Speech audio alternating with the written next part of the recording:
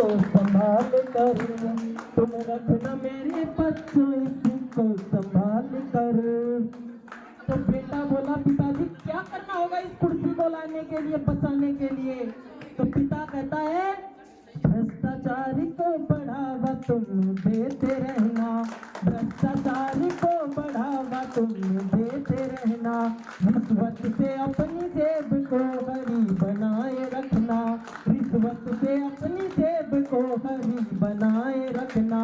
घोटालों पे घोटाले करते जाना मेरे बच्चों, घोटालों पे घोटाले करते जाना मेरे बच्चों, लाए हम मतदान से कुर्सी निकाल कर, लाए हम मतदान से कुर्सी निकाल कर।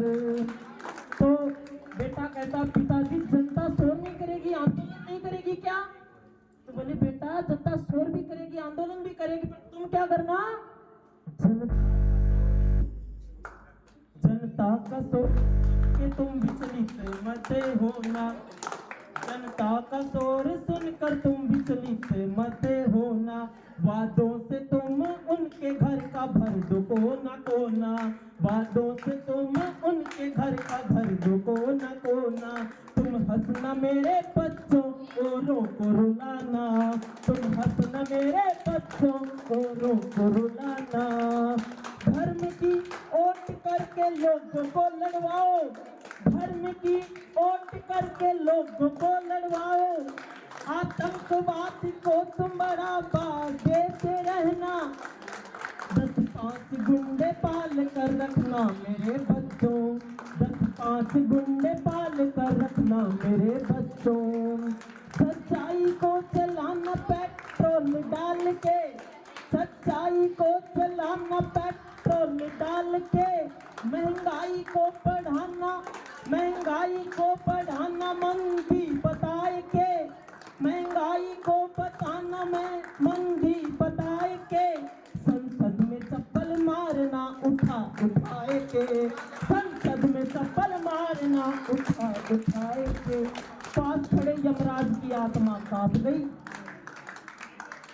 पास खड़े यमराज की आत्मा कांप गई और तुरंत प्राण हर करके चित्रगुप्त के सामने ले जाकर बोले इनके फैसले को सिद्धता से निपटाए दीजिए।